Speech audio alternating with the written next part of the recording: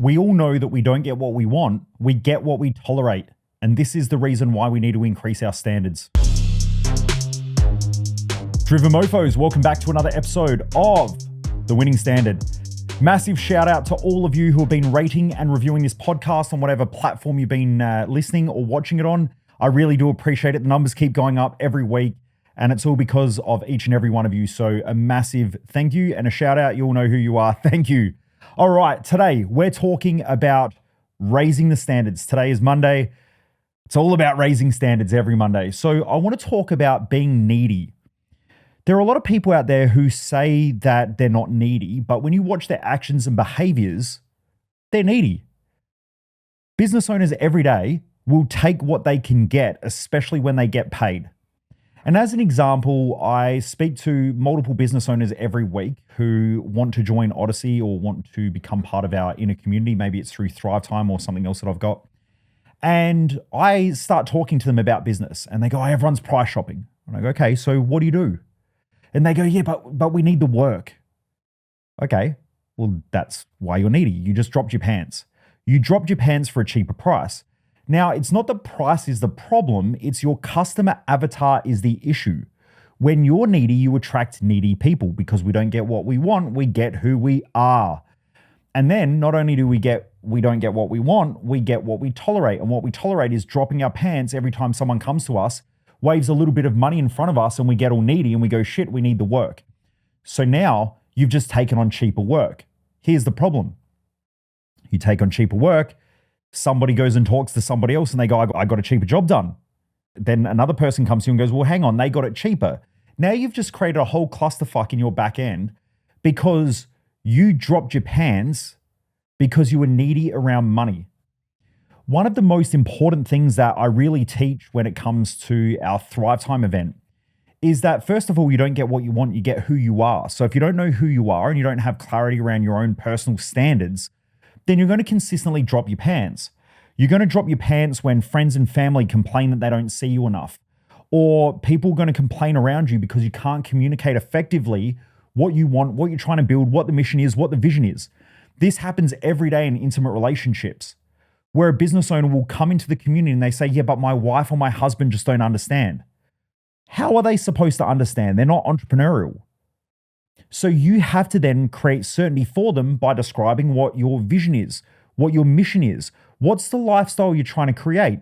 Can you communicate it in a way that they understand? Because good communication isn't about what you say, it's about what the person that you're saying it to understands. So if you don't know how to communicate it with your intimate partner and they don't understand why you're working so hard or why you're trying to make more money or why you're trying to get ahead, and even sometimes people come to me and they go, but my staff don't understand. They think that money just falls out the sky.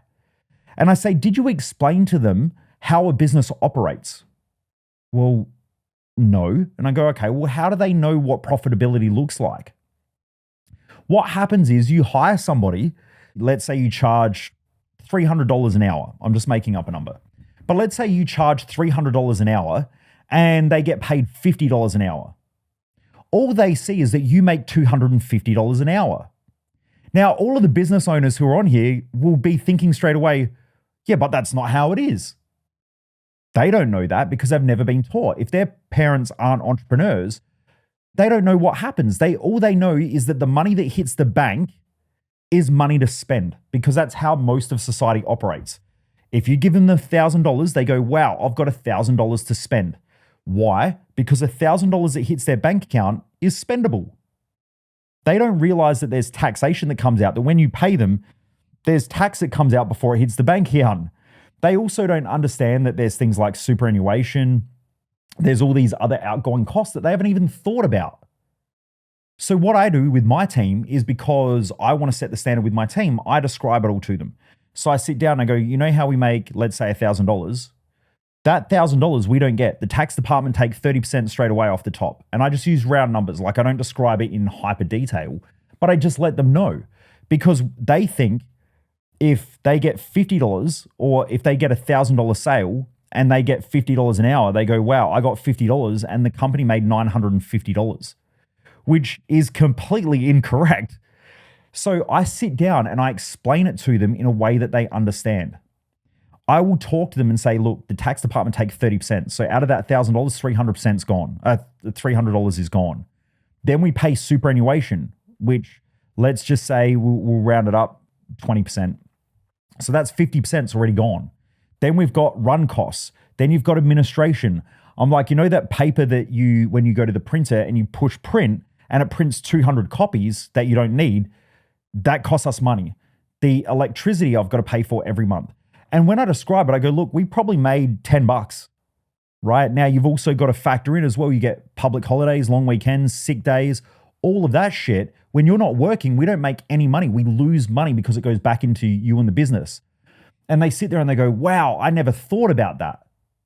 But why would they think about it when they're not a business owner?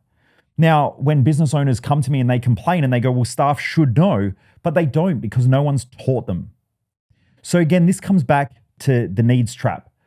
When you operate out of needs, other people around you will operate out of needs. So when you're needy, your team will be needy. They will keep coming to you and saying, hey, I need more money. And then you go to customers and go, well, I need the sale. Well, I need to make a profit. And you're always talking about needs, not standards. Here in this community, we talk about standards. If we say that we are a quality business and we deliver quality, then we're going to charge for quality. Because if you operate with all the needy people out there, which is most of society, you are very rarely going to get ahead. You're always going to be running on that mouse wheel, the hamster wheel, right? It's just going to keep going and going and going. And most business owners can't figure out why they never get ahead, but it's because they are so needy. They need to win a job. They need to keep people employed. They need to make more money. They need time off. And everything inside their head is based on needs. If you listen to their language, all they ever talk about is what they need or what they want. Now, wants are a little bit higher than needs. Needs is like survival. Wants is like, I'm doing better than survival, but I'm just about to fuck up everything and go back to needs. Because most people will do enough to get out of needs or to get out of survival.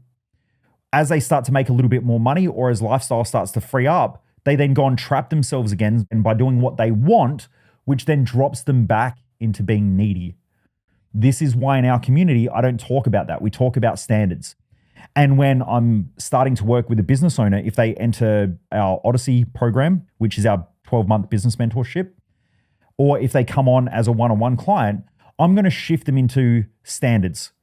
Because when you operate under standards, you make a commitment. And that commitment is, this is how we do things. Now, if you're a volume, let's say you're a volume builder, you're probably going to make lower margins, but you're going to do more of the work. So therefore, you can make more money to keep the business afloat.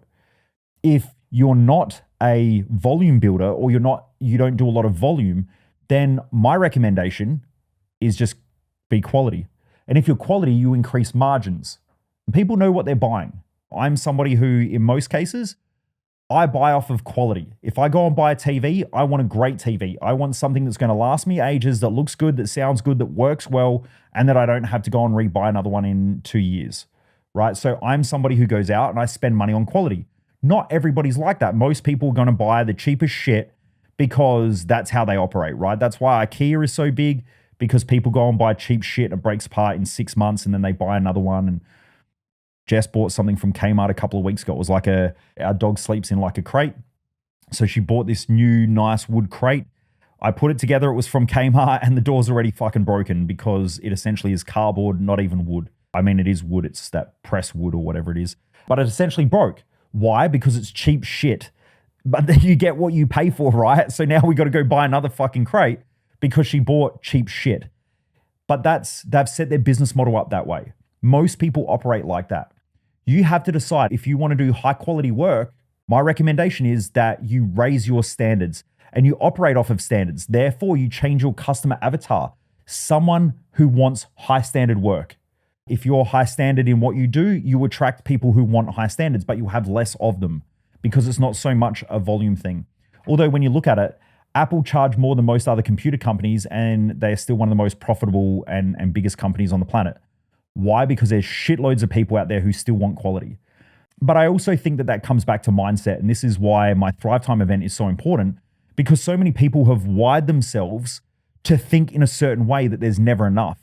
And when you live in a world of never enough, you wire yourself to be needy because you go, there's not enough money, there's not enough time, I don't have enough support. And if you listen to most people talk, especially most business owners, They will talk about that stuff every day. Oh man, I don't have enough time. Oh man, we don't have enough money. God, I don't have enough staff. Man, we don't have enough money on the fuel card or whatever. They're always talking about never enough. But we don't get what we want, we get who we are. So they create a life of never enough and they're always chasing something. They're stressed out, they're burnt out, they're frustrated, and they think or hope that one day that's going to change, and it never does. The moment that you switch and you become a standards operator, you go, you know what? I want to work with people who have higher standards, who value what we do, who appreciate what we do, and I operate out of standards. Therefore, I set my business up to operate out of standards. I don't hire people because I need people. I don't even hire people because I want people. I hire people who have the same standards that we operate out of. That was a game changer in my business. But it's also been a game changer in every area of life. I don't drive a supercar because I need a supercar. I drive a supercar because that's my fucking standard. The house that I live in, I don't live in a cheaper house. Why? Because I wanted a house that suits my standard. Now, could I afford it at the time that I bought it? No, I stretched myself and now it's just the way that I operate. It's my standard, because people who run off of standards operate their whole lifestyle out of standards. You can't be a high standard, highly driven, highly ambitious, this is the lifestyle I want type of person at work, and then go home and be a sloth. It's not the way that it works. You build your mindset and your psychology to reflect your standards. If you have low standards, your life will reflect that, and so will your business. This is why one of the first things that we do is when I start working with a business owner who comes into the Odyssey, what I want to know is, what are you trying to build? Are you trying to build a high volume business? Do you want people with high standards? Do you want low quality staff? What do you actually want? It's not up to me to tell them, it's up to them to figure it out. And when they do, the really cool thing is, once you have that clarity, standards rise anyway. And what I've found is that there are so many business owners who come in who are eating like shit, who are binge eating, or who are drinking too much alcohol, or maybe they're taking drugs and shit and partying on weekends. Maybe they're blowing cash on stupid shit. What I notice is once they get clarity, within the first couple of weeks, stuff starts changing straight away. Within the first 3 months, I get a message. Hey, I haven't had a drink of alcohol for 2 weeks. That hasn't happened in ages. Hey, Mojo, I've been with a program for 6 months and I haven't used drugs for the last 4 months. Why? Because when you have a reason to do something different, you'll do it different. Without that reason, it slips. So this week, I really want you to think about, where are you dropping your standards? And how do you increase those standards, both personally and professionally? When you do that, watch what happens. Things will start to shift around you and people will start to shift. The moment you start to increase your standards, you will start to repulse people around you with low standards. And you'll start attracting people with higher standards. And now all of a sudden, life's getting better and better and better. But believe me, you are going to repulse people with low standards. When you start increasing the standards in your business, you will piss off people in your team who have low standards, who are used to getting away with shit. That always happens. That's why as businesses scale, you'll have wipeout periods where you will lose a percentage of your staff. You might lose 20%, 30%, maybe even 50% of your staff. And this might happen because when you're small, you build all these relationships and everyone's sort of buddy-buddy and you're like this tight little family and everyone sort of gets away with shit, and that's okay. And as you start to scale and you put in more systems and processes and you build more infrastructure and you put in good management, the next second, rocking up half an hour late to work, that doesn't happen anymore. And so those people who are used to getting away with it get pissed off. They will try to press and revert back to what they've always done. So even recently, I've had some staff members that have been with us for a while. And what my new general managers realized is that they started pushing against him, not because he's doing anything wrong, but because they want to keep the status quo that they were used to having. Because myself and Jess and some of our other team were so used to just running flat out, they got away with things. Now I've got a really good general manager who has systemized everything and put in processes and all this infrastructure. Now they're getting caught out. And so they go, shit, I can't get away with this anymore. So then they complain and they bitch and they moan a little bit. And the general manager's going, hey, standards have increased. Either you're increasing your standards or you know what the game plan is. It's your choice to stay here or you can exit, whatever. But this is the direction we're going. You can come with us on the bus or you can get off the bus. Which one do you want? And they have to make that decision. That's something that you have to be okay doing. And you can't do that if you're needy. And this is where we started today. Go and have a look at your standards. Go back and really start to think about, where do you use the word need? Where you need to do things or have to do things. Because if you're needing to do things and having to do things and you say that often, you're probably living life in needs, not in standards. After a while, you just do things. If you build your life and business right, you'll just do things because it's the standard and the way you operate. And therefore, you start work when you want to start work, not because you need to, not because you have to. I personally don't start work until 10 o'clock every morning because that's my standard. I like to sleep in the morning. I like to get a good sleep and I tend to go to bed later, so I wake up later and I start work at 10 o'clock. But if we need to open early, I hire people who are early morning people, but they're not late night people, so they're not going to stay awake late at night like I do working. They're going to be there early on in the morning. I like to go to the gym at a set time, which is normally in the morning, and I do that before I start work. So I don't start until 10. Some days I don't start till 11 like this morning. But that's the standard that I operate at because I like to take care of myself so that I can take care of others. I can't do that when I wake up first thing in the morning and bang, I'm straight into work. I'm flat out all day. And then at the end of the day, I'm exhausted and go, I should have gone to the gym and I didn't, I missed it. That's just a shitty standard. As business owners and anyone who's listening who's a high performer, you essentially creating the life that you want to create by the standards that you operate out of. There is no fucking rules. No one says you've got to start work at 6 o'clock in the morning. You choose to start work at 6 o'clock in the morning and that's how you operate. Now, if you've got a concreting business and concrete pours are first thing in the morning and things like that, totally understand. But if your natural wake time isn't that wake time, then you've got to start hiring managers who don't mind being up that early. Some people love waking up like that. I assume if you've been in concrete for a long time though, then you probably get up early naturally anyway. But you have to decide how you want to live and what your standards are for every area of life. What are your standards financially? What are your standards in business? What are your standards with your team? What are your standards with your health? What are your standards with your mental health? What are your standards with your relationship? This week, go and have a look at your standards. Go and have a look at where you're dropping into needs and wants. When you catch yourself saying have to, need to, want to, should, catch yourself and go, right, what are my actual standards? How do I want to live? How do I want to operate? Write them down and then start acting that way and watch what happens. Everything will change.